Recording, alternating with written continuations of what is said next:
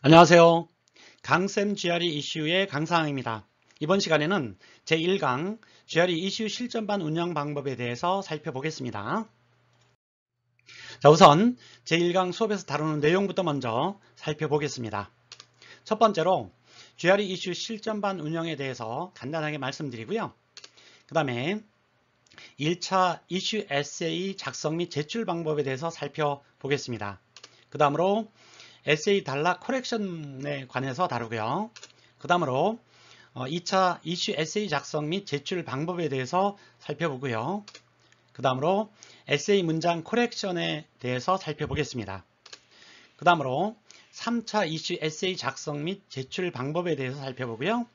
마지막으로 3차 에세이 완성도 평가하는 방법에 대해서 살펴보겠습니다. 자, 우선 GRE 이슈 실전반 운영에 대해서 간단하게 살펴보자고요. 자, 개인별로 제출하는 에세이 개수는 총 15편입니다. 각 에세이의 코렉션이 2번 이루어지는데요. 첫 번째 코렉션은 에세이 단락의 응집성, 코이전과 일관성, 코히어런스 여부에 대해서 살펴보고요. 두 번째 코렉션은요, 에세이 문장의 문법, 명확성, 우아함 여부에 대해서 살펴볼 겁니다. 그 다음으로 에세이가 이제 완성이 되잖아요. 그러면 최종 평가를 해서 예상 점수를 매길 겁니다. 자, 그 다음으로 수강생이 1차 이슈 에세이를 작성하고 제출하는 방법에 대해서 살펴보겠습니다.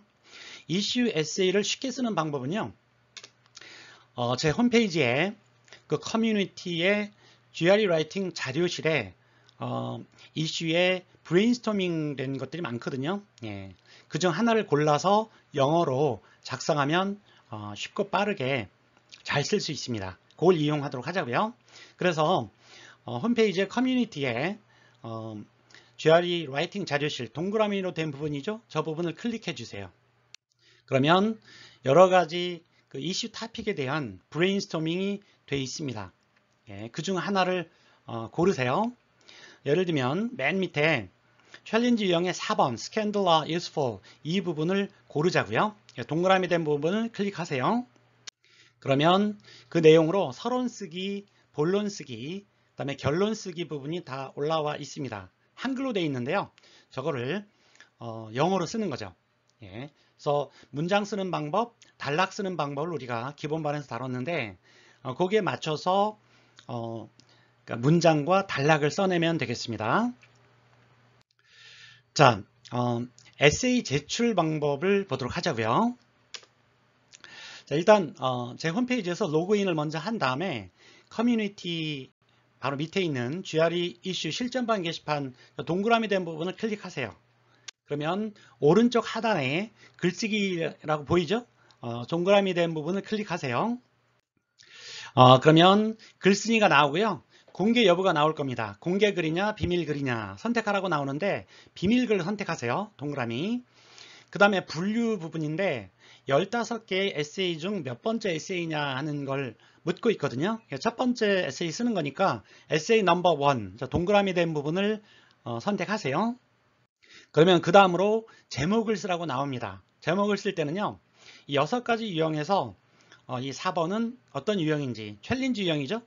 쓰고 그 다음에 번호 이슈 태스크 4번이죠.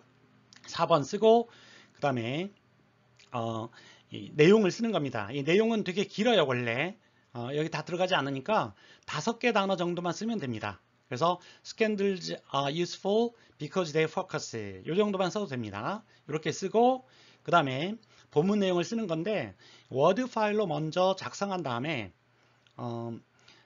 컨트롤 카피해서 여기 붙여 넣는 게 훨씬 더 쉽습니다. 중간에 뭐 잘못돼서 날라가 버린 경우도 있으니까요. 예, 워드로 작성을 한 다음에 붙여 넣기를 하는 걸 권하고 싶네요. 좋습니다.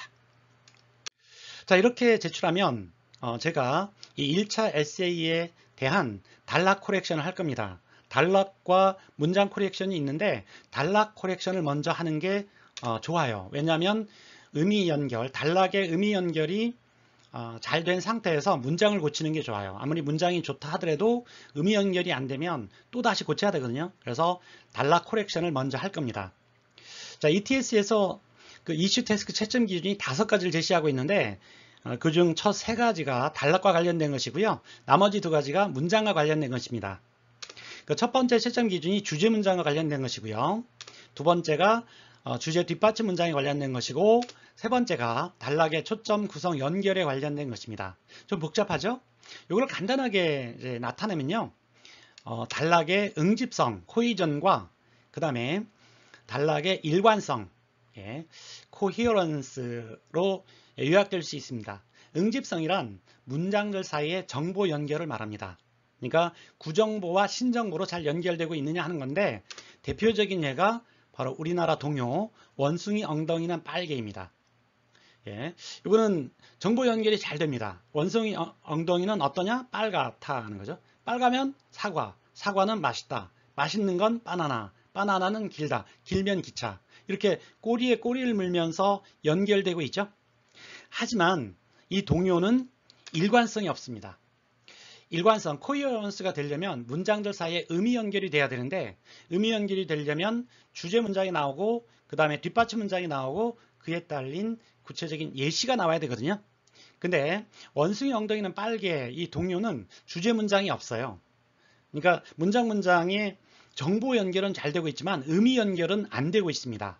그래서 원숭이 엉덩이는 빨개, 이거는 응집성은 잘 되어 있지만 100%지만 일관성은 빵점이다, 뭐 이렇게 얘기할 수 있는 거죠. 그래서 이런 식으로 글을 쓰면 안 된다는 겁니다. 그래서 단락 코렉션을 이제 먼저 할 거예요. 그런 다음에 이 단락 코렉션 내용을 제가 답글쓰기로 포스팅을 할 겁니다. 답글쓰기는요, 수강생이 올린 그 글쓰기 밑에 답글쓰기라고 있습니다. 동그랗게 표시된 저 부분이에요. 저 부분을 클릭해서 제가 포스팅을 할 겁니다. 그러면 이 수강생이 제가 써놓은 그런 코렉션 부분, 그러니까 단락 코렉션 부분을 읽을 수 있잖아요. 그래서 이 학생은 교정된 단락 내용을 바탕으로 해서 1차 에세이를 수정한 다음에 2차 에세이를 쓰는 겁니다.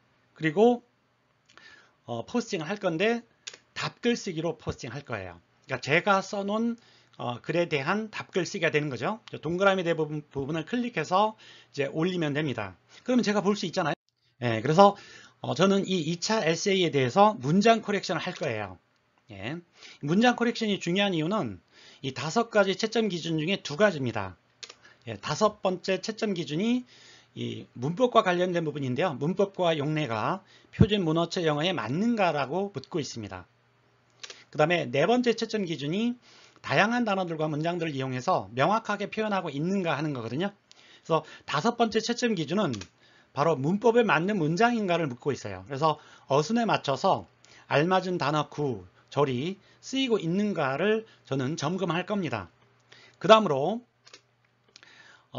단어들이 다양한가, 문장들이 다양하면서 명확한가, 이게 명확한 문장이거든요. 이 명확한 문장이란 문법에 맞을 뿐만 아니라 의미 전달이 확실한 명확한 문장을 말합니다. 여기서 끝나면 안 돼요. 한 가지 더 나아가야 돼요. 문장이 세련돼야 됩니다. 즉 우아한 문장이 돼야 돼요. 그 문장이 간결하면서 균형 잡히고 인상적으로 마무리되고 있느냐. 인상적으로 마무리되고 있다는 얘기는 강조, 끝부분이 강조가 되는 거거든요. 그래서 엔드 포커스가 되고 있느냐 하는 걸 봐주는 거예요. 이렇게 되면 최소 5.0이 나오는 겁니다. 6.0에 도전할 수 있다는 거죠. 자, 이렇게 2차 에세이의 문장 코렉션을 한 다음에 제가 이걸 포스팅 해야죠. 자, 문장 코렉션 내용을 답글쓰기로 포스팅할 겁니다. 답글쓰기는 학생이 올린 글에 2차 에세이의 답글쓰기가 되는 거죠. 저 동그라미 표시되어 있죠? 저 부분을 클릭해서 제가 올릴 겁니다. 그러면 학생이 제 글을 읽을 수 있죠. 수강생은 교정된 문장 내용을 바탕으로 2차 에세이를 수정한 후에 3차 에세이를 답글쓰기로 제출합니다. 답글쓰기는 제 글에 대한 답글쓰기가 되는 거죠. 좋습니다. 그러면 제가 읽을 수 있죠? 자, 제가 읽는 건데 뭘 읽을 거냐면 이게 완성된 에세이잖아요. 그래서 완성도를 평가하는 겁니다. 어느 정도나 잘 됐느냐 하는 거죠. 이렇게 쓰면 몇 점이나 나올까? 예상 점수를 댓글 남기기로 남길 겁니다. 댓글 남기기는 그 오른쪽 하단에 보면 있죠? 동그라미 표시된 저 부분인데 간단하게 이 글은요 5.0입니다. 6.0입니다. 이렇게 제 생각을 거기다 써 넣을 겁니다. 예, 그러면 이제 하나의 에세이가 다 이제 끝난 거죠. 좋습니다. 자, 이렇게 해서 우리는 제1강 GRE 이슈 실전반 운영 방법에 대해서 살펴봤고요. 다음 시간에는 제2강 GRE 이슈 채점 기준에 맞는 에세이 쓰는 방법에 대해서 살펴보겠습니다. 오늘 수업은 여기까지입니다.